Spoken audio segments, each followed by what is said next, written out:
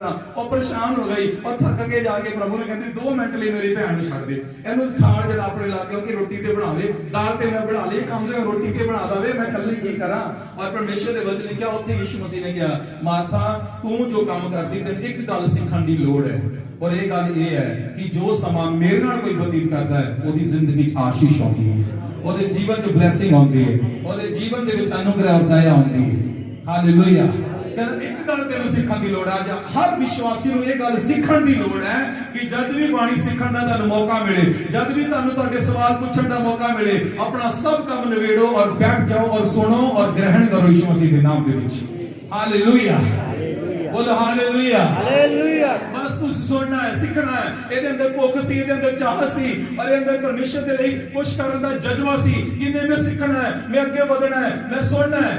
और परमेश्वर दे पवित्र वचन दे विच लिखिया कहंदा तेनू भी ये काम करन दी लोड़ सी मार्था तू भी सियाणी हुंदी तू भी आत्मिक हुंदी तेनू भी समझ हुंदी ते तू भी मेरे कोल बैठी कि बाकी काम बाद च पहला रब दी गल सुननी है पहला प्रभु दी गल सुननी है पहला जीवन देने वाली गल्लां नू सुनना है क्योंकि प्रभु दी गल्लां मेरी निराशा नू दूर करदियां हैं प्रभु दी गल्लां ही मेरे जीवन दे विच आशीष लेके आउंदियां हैं। हालेलुया।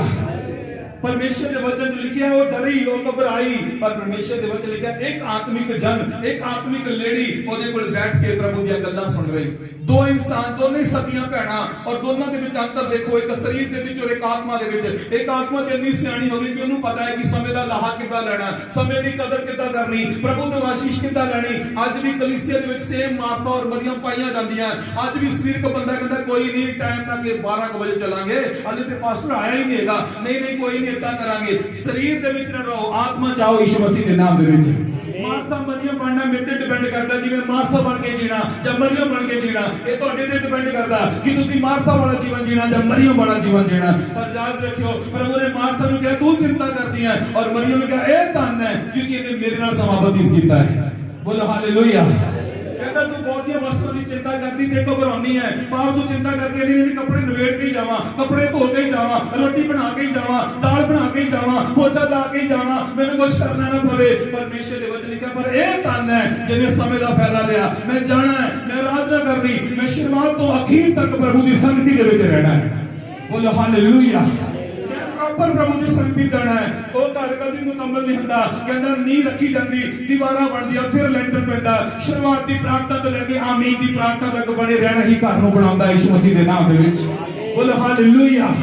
मैं शुरुआत की प्रार्थना तो लेके आमीन की प्रार्थना बरकत की प्रार्थना तक बने रहना ही साडे घर नूं बनाउंदा है साडे जीवन नूं बनाउंदा है आशीष लेके आउंदा है। और परमेश्वर ने कहा मार्था तू चिंता करती घबरानी आ भी हो जाए पर देख मरियम ने एक चंगा हिस्सा चुन लिया और मैं इहनूं ज्यादा आशीषित करता है क्योंकि इहने जीवन दी गल्लां नूं ग्रहण कीता है। बोलो हालेलुया। हालेलुया।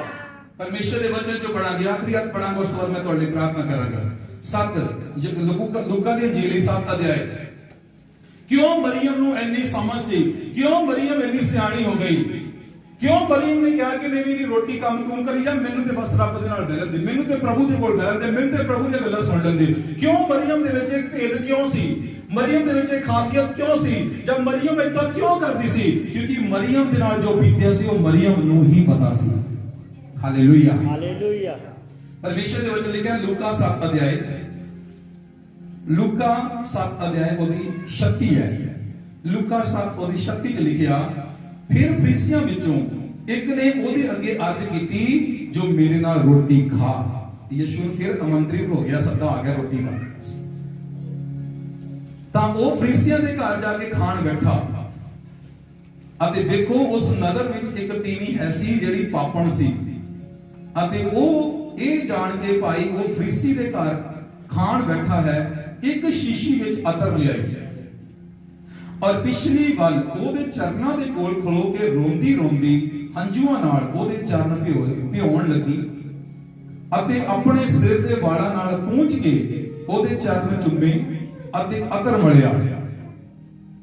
और ए वेख के ओ फरीसी जिहने ओनू न्योता दिता सी अपने जी विच कहण लगा भाई ए मनुख जे नबी हुंदा तां जान लैंदा कि ए दीवी जो ओनू छूंदी है कौन है अते किहो जही है क्यों जो वो पापण है।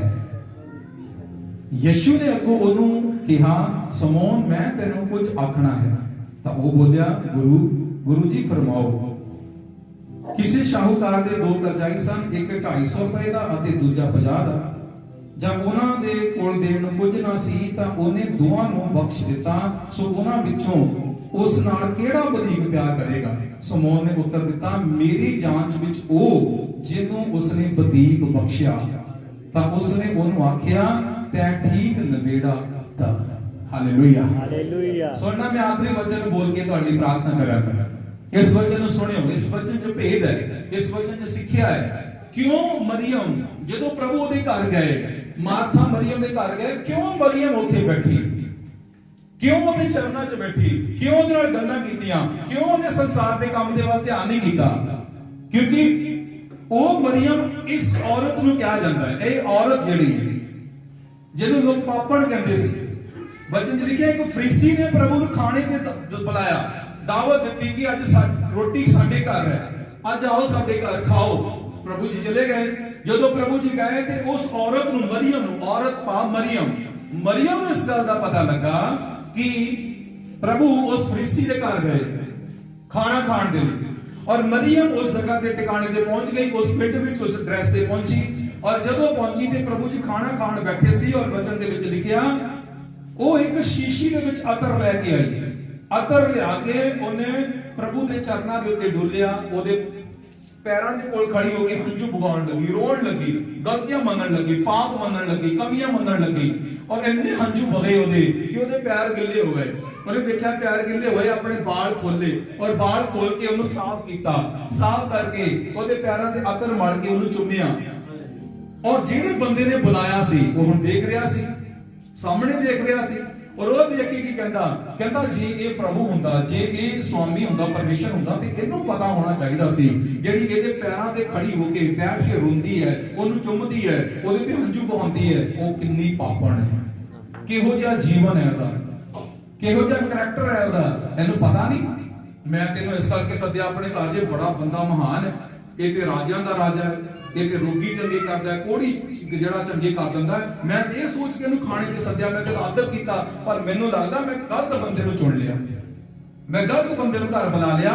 ਕਿਉਂਕਿ ਇਹਨੇ ਉਸ ਔਰਤ ਨੂੰ ਆਪਣੇ ਤੋਂ ਦੂਰ ਨਹੀਂ ਕੀਤਾ, ਉਹਨੂੰ ਝਿੜਕਿਆ ਨਹੀਂ, ਉਹਨੂੰ ਹਟਾਇਆ ਨਹੀਂ, ਬਲਕਿ ਉਹ ਔਰਤ ਜਿਹੜੀ ਪਾਪਣ ਹੈ, ਗੁਨਹਗਾਰ ਹੈ, ਵਿਚਾਰ ਕਰਦੀ ਹੈ, ਗਲਤ ਕੰਮ ਕਰਦੀ ਹੈ, ਪੈਸਾ ਕਮਾਉਣ ਦੀ ਖਾਤਰ ਆਪਣਾ ਜਿਸਮ ਵੇਚਦੀ ਹੈ, ਇਹਨੇ ਉਸ ਔਰਤ ਨੂੰ ਛੂਹਣ ਦੀ ਇਜਾਜ਼ਤ ਦੇ ਦਿੱਤੀ। ਫਰੀਸੀ ਨਹੀਂ ਜ਼ਿੰਦਾ ਕਰਦੇ, ਯਹੂਦੀ ਨਹੀਂ ਜ਼ਿੰਦਾ ਕਰਦੇ। ਅਜੇ ਉਹ ਹੁੰਦਾ ਤੇ ਇਹਦੀ ਸ਼ਰਿਆਮ ਛੂ ਰਹੀ ਹੈ, ਹੰਝੂ ਬਹਾ ਰਹੀ ਹੈ, ਔਰ ਕਰੈਕਟਰ ਇੰਨਾ ਖਰਾਬ, ਸਾਰੇ ਪਿੰਡ ਨੂੰ ਪਤਾ ਹੈ, ਮਹੱਲੇ ਨੂੰ ਪਤਾ ਹੈ, ਸਮਾਜ ਨੂੰ ਪਤਾ ਹੈ ਕਿ ਇਹ ਕਿਹੜਾ ਕੰਮ ਕਰਦੀ ਹੈ। ਇਹ ਫਿਰ ਵੀ ਉਹਨੂੰ ਰੋਕ ਨਹੀਂ ਰਿਹਾ, ਫਿਰ ਵੀ ਉਹਨੂੰ ਚੁੱਪ ਨਹੀਂ ਕਰਾ ਰਿਹਾ ਕਿ ਕਿੰਨੀ ਪਾਪਣ ਹੈ। Hallelujah hallelujah.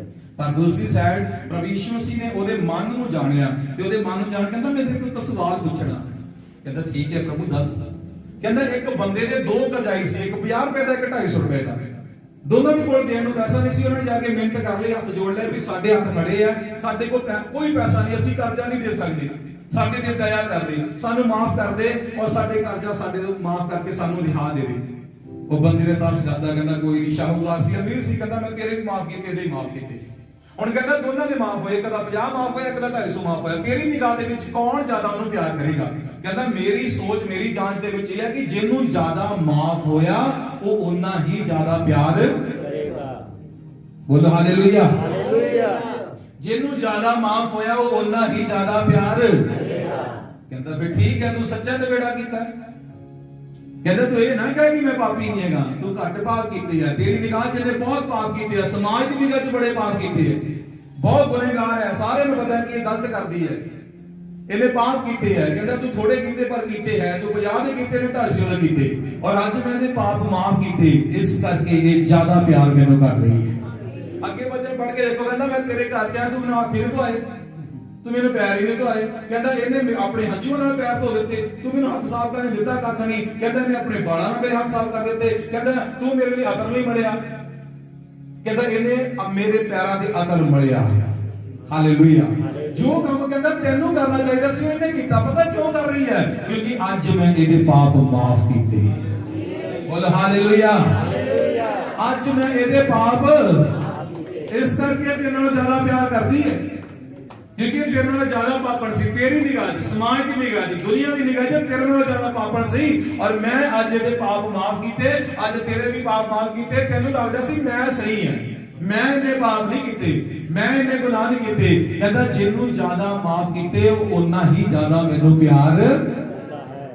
कहता तू ठीक नवेड़ा कीता, जिन्नू ज्यादा माफ कीता इसलिए तेरी निगाह समाज की निगाह च ज्यादा पापण है, मैनू माफ कीता तां करके मैनू इन्ना हित करदी है, तां करके मैनू प्यार करदी है। और एक घटना ये गल ने मरियम नू मजबूर कीता और मरियम नू सिक्ख्या दित्ती कि नहीं मैं ते अपने प्रभु दे कोल बैठांगी, ओदे चरणां 'च बैठांगी।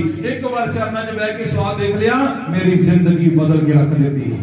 लोग ते मेरे ते तौंदा लांदे सी, उंगलियां चुक चुक के कहंदे सी ए ओदी भैन देख ला, ए लाजर दी भैन देख लो, ए मार्था दी भैन देख लो, अपना जिस्म बेच बेच के घर दा गुजारा करदी है, गुनाह करदी है, लोग के शुभ के पाप करदी है, पूरा मर्दा ना रहंदी है, सारा महल्ला थू करदा सी। ए बंदे ने भी कहा कि ये गलत करदी है, ये भी विचारण है, पापण है, सारे लोग ते मेरे ते तौंदा लांदे सी। पर जदों मैं यीशु दे कोल गया, यीशु दे कोल गई, ओने मेरे तौंदा नहीं लाईयां, ओने मेरे ते दोष नहीं लाए, बल्कि ओने मेरे दोषां नूं मिटा के जा बेटी तेरे पाप माफ होए। बोल हालेलुया। समझ आ गई, ओनू ज्ञान मिल गया कि दुनिया ते मेरे ते तौंदा लांदी है, दुनिया ते मैनू रुलांदी है, दुनिया ते मैनू परेशान करदी है, दुनिया मैनू दुखी करदी है, दुनिया मेरी अगलियां पिछलियां गल्लां नूं मेरे मार मार के बोलदियां ने। ए मेरी सास, मेरा सहुरा, मेरा परिवार, मेरे रिश्तेदार मैनू अगलियां पिछलियां गल्लां सुणांदे ने। पर एक ओ हजूरी है जिथे यीशु मेरी सारियां गल्लां नूं भुला दिंदा है, यीशु सारे हालातां नूं बदल दिंदा है, यीशु मेरी जिंदगी नूं चेंज कर दिंदा है। और इससे करके कलाम च लिखा इन्हें क्या नहीं और जदों भी यीशु मिलेगा मैं तेरे चरणों को बैठांगी, मैं तेरे कदमों च बैठांगी, मैं तेरी हजूरी च बैठांगी। ये सच है, दुनिया दी गल्लां तन्नू तोड़दियां, तन्नू रोंदियां, तन्नू दुखी करदियां, तन्नू कमजोर करदियां, पर प्रभु दे कोल बैठो वो तन्नू आनंद देवेगा, तन्नू खुशी देवेगा, तन्नू प्यार देवेगा, तन्नू शांति देवेगा। और परमेश्वर दे वचन च लिखिया ऐ मरियम ने एक गल सीखी, ओने कहंदी नहीं नहीं नहीं जदों मैं गुनाह दी जिंदगी जी रही सी और मैं प्रभु दे कोल गई, लोकां ने इल्जाम लाए, उस घर के मालिक ने इल्जाम लाए, प्रभु ने बैठे लोगों ने इल्जाम लाए, पर प्रभु ने मेरे ते कोई इल्जाम नहीं लाया। प्रभु ने एक बार भी मैनू ये नहीं कहा, प्रभु ने एक बार भी मैनू नहीं कहा कि तू पापण है, तू गुनहगार है। बस मैं तेरे को माफी मंगी, उन्हें कहा जा बेटी तेरे पाप माफ हो गए। बोलो हालेलुया। उन्हें दूसरा शब्द कोई नहीं किया, उन्हें मुंह से कोई दूसरा लफ्ज ही नहीं कटिया, उन्हें कहा जा बेटी मैं तेरे पाप माफ कर देते। कहती फिर मैं क्यों ओदी हजूरी च ना बैठा, क्यों ओदे चरणों च ना बैठा, क्यों ओदी जिंदगी ओदी कहती मैं प्रेजेंस दे विच ना रवां जेड़ा मेरी जिंदगी बदलदा है, मेरी सोच बदलदा है, जेड़ा मेरे ख्याल बदलदा है। परमेश्वर दे वचन लिखिया उन्हें समझ आ गई, उन्हें अकल आ गई, उन्हें पता लग गया प्रभु दे कोल बैठना ही मेरी जिंदगी च बदलाव लेके आउंदा है। बोलो हालेलुया। बड़ी दलेर हो गई, बड़ा हौसला आ गया और बाइबल अगे पढ़ के देखो प्रभु दे नाल नाल रह के सेवा करनी शुरू कर देती, प्रभु दे नाल नाल रह के सेवा करनी शुरू करती, ओदी आराधना करनी शुरू करती, जिथे जिथे प्रभु जी जांदे ए ओदे नाल नाल जांदी, ओदे नाल नाल घुमदी, प्रभु दे नाल नाल रह के ने सेवा करनी शुरू करती। क्योंकि इहदे अंदर दलेरी आ गई, इहदे अंदर लोकां दी गल्लां सहण दी ताकत आ गई, इहदे अंदर लोकां दे ताने मैणे सहण दी शक्ति आ गई। कहंदी हुण मैं अंदरों साफ हो गई हां, हुण मैं अंदरों बदल गई हां, हुण मैं बाहर की चिंता नहीं करदी, हुण बाहरों लोग मैनू की कहंदे, हुण समाज मैनू की कहंदा, हुण परिवार मैनू कहंदा, हुण नहीं मैनू चिंता दी क्योंकि मैं हुण अंदरों बदल चुकी हां। बोलो हालेलुया। जेड़ा प्रभु ना पैदा अंदरों बदलदा है, जो अंदरों बदलदा फिर तो मर्जी कही जाओ, कहंदे कोई गल नहीं, बाकी भी कहंदे है ये भी कह लैण तो कोई फर्क नहीं।